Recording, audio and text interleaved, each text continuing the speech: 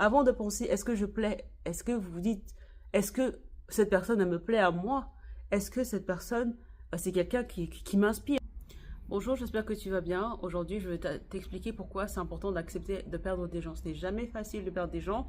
Par contre, ce que je veux dire, c'est en fait, parfois, on a l'impression, c'est la peur de ne pas être validé. Et l'origine de ça, c'est qu'on a vécu ou on a subi un rejet qui fait qu'en fait, on a peur de ce rejet et du coup, on se laisse un peu dans cette société où on veut faire plaisir à tout le monde, on accepte de porter certains vêtements. Bon, après, quand on est au travail, par exemple, on a envie de s'intégrer à son travail. Bon, c'est aussi parce que c'est une manière de gagner son argent.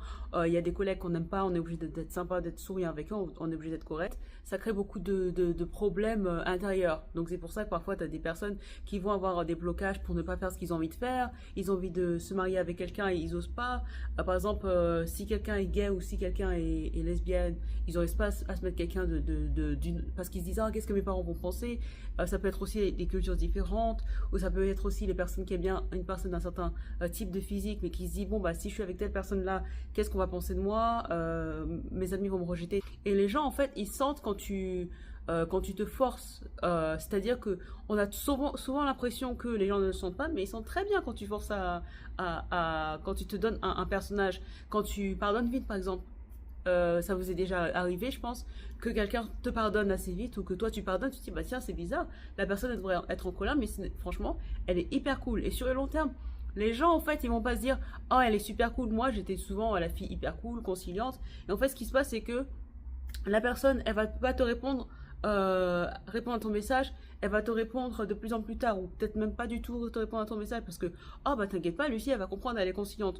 Ou la personne, elle va arriver en retard, disons que vous avez prévu de faire quelque chose pendant la semaine, la personne, t'inquiète pas qu'elle a d'autres personnes dans sa vie, c'était pas la seule personne, ça peut arriver, mais t'es pas la seule personne dans sa vie. Et du coup, en fait, là, tu ne vas plus être la priorité.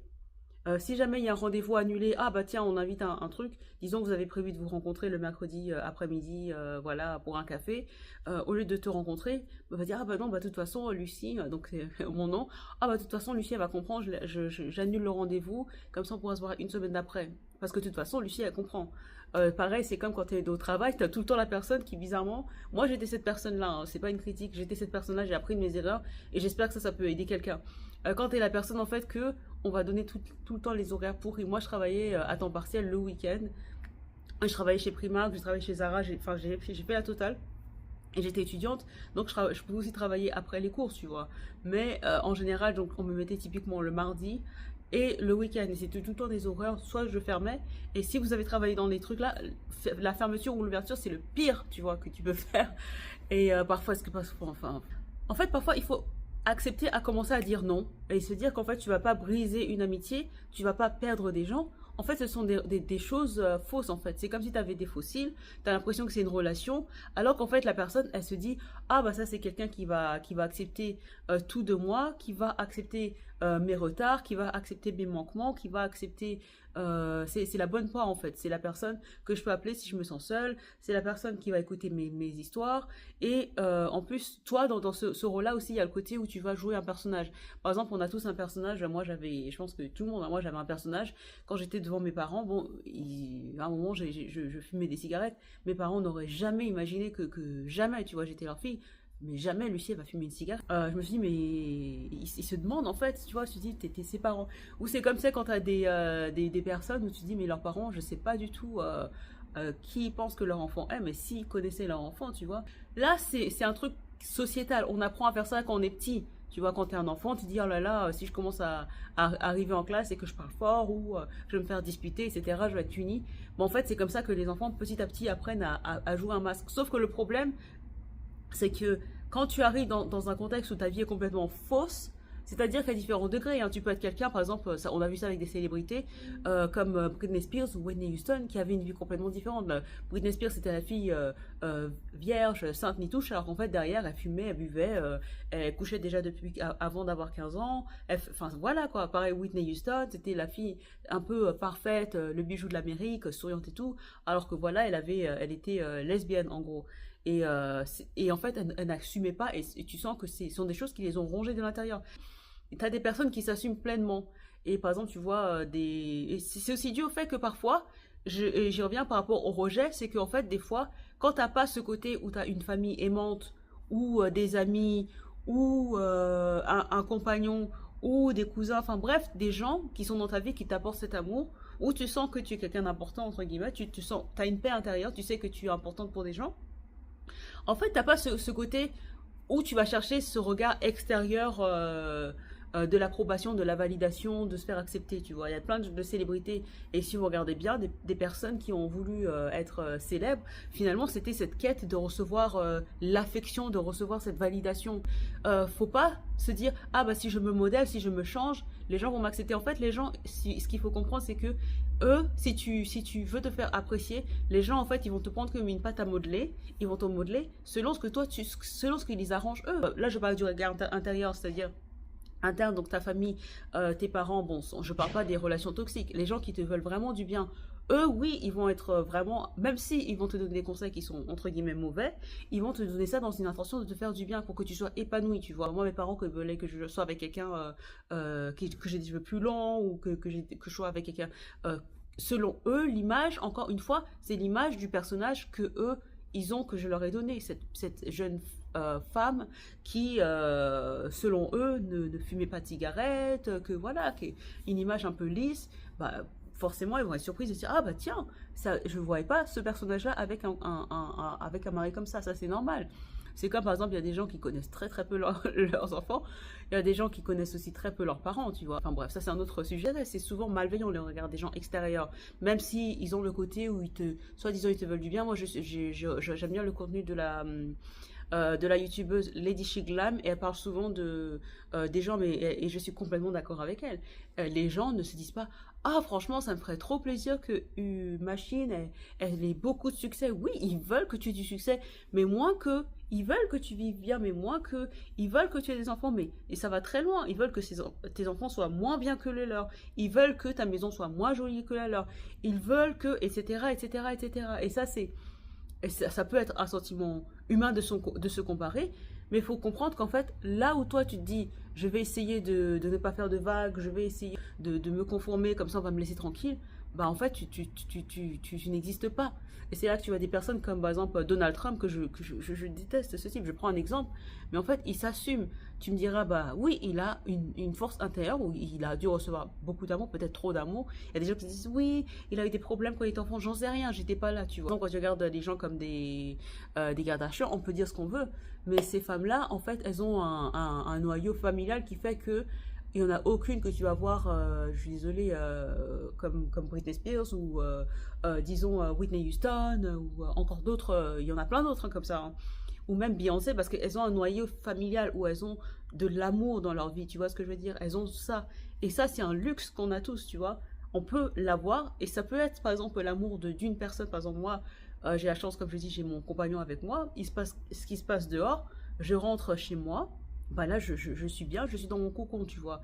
Donc finalement, j'ai pas besoin de ce côté validation. Il y en a, c'est quand ils ont leurs enfants, pour ceux qui veulent avoir des enfants. Il y en a, c'est, ils ont des cousins, des cousines. Il y en a, ils ont un groupe d'amis, mais ils ont vraiment cette chance où ils ont vraiment des amis adorables. Et il y en a, bah c'est pas le cas, tu vois. Et c'est pas la fin du monde. Ouais, c'est vraiment les gens, je me suis rendu compte, ils veulent que tu sois que tu sois vraiment dans la médiocrité, dans le minimum. Lady Chiclam, elle utilise souvent ce mot. Dans la médiocrité, c'est dans le... Attendez. Et il faut refuser, il faut s'assumer, il faut être soi-même, il faut vraiment se dire, je vous emmerde, je suis la personne que je suis. Si demain, ton délire, tu te dis, ah, j'aimerais bien aller vivre, je sais pas, dans tel ou tel pays, mais on va penser ça, ah, j'aimerais bien changer de coupe. Pour vous situer le contexte, moi, c'était à l'époque, quand j'étais ado, il n'y avait pas les réseaux sociaux. C'est pas pour faire la fille, j'étais noire, machin, grande, dark skin. Là, ça se voit pas trop, mais je suis un peu plus dark skin. Parce que selon la luminosité de l'écran, ça fait que ma peau est plus foncée, si je me mets là ou là. Mais en gros, moi, enfin, on misait pas sur moi. J'étais la deuxième de ma famille, j'étais pas la plus âgée, j'étais pas la plus jeune. Donc en fait, je me sentais un peu invisible, tu vois ce que je veux dire. À l'école, bon, on me mettait pas du tout en avant. Donc j'ai eu cette liberté de me dire que de toute façon, tu vois, je suis pas invisible, mais voilà, je fais ce que je veux, que j'ai les cheveux roses, que je me coupe les cheveux, que en fait on s'en fout, tu vois. C'est pas un peu le syndrome de l'enfant qui est né, le deuxième enfant. de m'assumer, de me dire que de toute façon, je n'ai pas je n'aurai pas la validation dans le regard des gens, que je ne serai pas la fille que les mecs vont choisir, que je ne suis pas le canon de beauté de la société, etc., etc. C'était pas forcément évident, mais je me suis dit, bah finalement, j'étais dans mon univers, je regardais les mangas, je faisais mes trucs, et je dis pas que c'est la solution parce que bien sûr après j'ai eu envie aussi de me faire accepter, de me faire comprendre. On a tous ce côté-là. Mais en fait ce que je veux dire c'est de ne pas perdre pour conclure, hein, parce que là je suis en train de tourner en rond, mais ne pas essayer à tout prix de chercher la validation des gens parce qu'en fait il y a des gens qui déjà de un ils ne vous accepteront jamais. Il y a vraiment des gens comme ça. En fait plus tu es validé, plus les gens vont te bâcler, plus les gens vont te faire ce que tu veux, plus les gens vont te faire devenir la personne que eux ils veulent pour que toi tu sois accepté. Et quand tu vas changer ce personnage, disons que c'est tout le temps la personne que tu as, par exemple, tu laisses les gens venir chez toi tout le temps, tu laisses les gens porter tes vêtements, tu prêtes tes affaires. Et il y en a qui attendent aussi juste ta chute, ils sont souriants parce qu'ils disent cette personne a une situation dans la société, je ne peux pas me mettre cette personne à dos, je suis obligé de composer avec elle pour être, je pense qu'on a tous entendu, je suis obligé de composer avec cette personne-là parce que sinon je vais être exclu de la société. Et là, ça va être un peu comme une transaction. Et bah, ces gens-là, il faut pas avoir peur de les perdre, en fait. Il faut se dire que ce sont pas des gens qui sont dans ta vie, ils sont là pour un but. Ils sont là parce qu'ils aiment bien que tu les rassures, parce que tu ne fais pas de vagues, tu es banal, tu fais le minimum. D'ailleurs, c'était j'allais dire la citation de Karl Lagerfeld, la personne qui s'est mis en jogging. Là, c'est un très très mauvais exemple avec mon truc de jogging. Quoi, tu t'es mis en jogging, tu fais même plus d'efforts. Bah là, tu vois, ce sera la personne que les gens vont aimer. Les gens, ils vont donner la force, et surtout en France, tu vois. Désolé, mais en France, on n'aime pas les gens qui fassent des vagues. On n'aime pas qu'il y ait un cheveu qui dépasse. Ah, donc là, c'est rassurant, tu vois. Mais est-ce que toi, tu vis ta vérité? Est-ce que tu es épanoui? Et est-ce que dans 10 ans, 20 ans, 30 ans, tu vas te regarder, tu auras les cheveux blancs et tu vas dire, mince, alors, bon, il faut regarder parfois. Moi, je regarde parfois avant. Je me dis, oh là là, ça m'a fait ça quand j'ai regardé mes photos des fois. Je fais, oh là là là là, mon Dieu. Dis-toi que c'est comme une transaction et tu t'en fous de perdre ces gens-là. Ou si tu dis, ah bon, on va parler de moi si je fais ça. Mais ces gens-là, tu t'en fous, tu les laisses partir, tu vois. Tu t'affirmes. Déjà, commence à te dire, qu'est-ce que moi je veux? Où est-ce que je veux vivre? Comment est-ce que je me sens aujourd'hui? Est-ce que j'ai envie de passer du temps avec X, Y, Z? Est-ce que je suis un bouche-trou aussi? Si on t'invite pas, on t'invite juste à la dernière minute, les gens en général le week-end, il y a quelqu'un comme ça qui me fait souvent ça, elle me dit, elle vit dans ma ville, elle met tout le temps est-ce que tu es disponible aujourd'hui?